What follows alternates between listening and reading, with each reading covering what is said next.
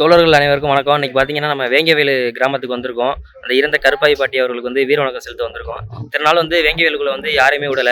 இன்னைக்கு விடுதலை சிறுத்தைகள் கட்சி சார்ந்த தோழர்கள் வந்து இன்னைக்கு வீர வணக்கம் செலுத்த நாங்க உள்ள வந்திருக்கோம். ஆனா, அந்த ஊடகங்களை வந்து வெளியிலே நிப்பாட்டி வச்சிருக்காங்க. உள்ள விட சொல்றதுக்கும் விடல. இது சம்பந்தமாக நமது விடுதலை சிறுத்தைகளோட செய்தி தொடர்பாளர் அண்ணன் கூகா பகலவன் வந்து இங்க சம்பந்தப்பட்ட டிஎஸ்பி கிட்ட கால் பண்ணி பேசையில, டிஎஸ்பி என்ன சொல்றாருன்னா, "எங்களுக்கு மேலிடத்துலருந்து குடுத்த உத்தரவு. நாங்க அப்படிதான் பண்ண முடியும். நீங்க வேணா மேலிடத்துல பேசிக்கங்க." அப்படிங்கிற மாரி சொல்றாங்க. அப்ப நம்ம ஊடகங்களை உள்ள விடாததுக்கு காரணம் என்ன? அப்ப திட்டமிட்டு இங்க ஏதோ நடக்கிற ஒரு சதியை வெளியில வந்து கொண்டு போகாத அளவிற்கு இந்த ஊடகங்கள் வந்து இந்த காவல்துறையினர் வந்து ஊடகங்களை வந்து தடுத்துக் கொண்டிருக்கிறது. இது வந்து அனைத்து ஊடகங்களும் இத பத்தி விவாதிக்கணும். ஏன்னா, இது வந்து ஒரு ஊடகங்களை உள்ள விடலைன்னா, இது வந்து ஜனநாயகத்தின் மிகப்பெரிய தூண் ஊடகம் தான். அந்த ஊடக சுதந்திரத்த பறிக்கிறது எவ்வளோ பெரிய கேவலமான ஒரு விஷயங்கிறத வந்து அனைத்து ஊடகங்கள் வந்து விசாரிக்கணும். இப்ப விடுதலை சிறுத்தைகளுக்கு சார்ந்த நம்ம தோழர்கள் என்ன சொல்றாங்கன்னா, ம் ஊடகங்களை உள்ள விடலன்னா, நாங்க இங்கேயே தான் இருப்போம். இத விட்டு வெளில போக மாட்டோம். போராட்டம்ங்கிறது வந்து மிகப்பெரிய அளவுல மாறுங்கிறத சொல்லிக்கிறாங்க. சம்மந்தப்பட்ட டிஎஸ்பி, மாவட்ட ஆட்சியர்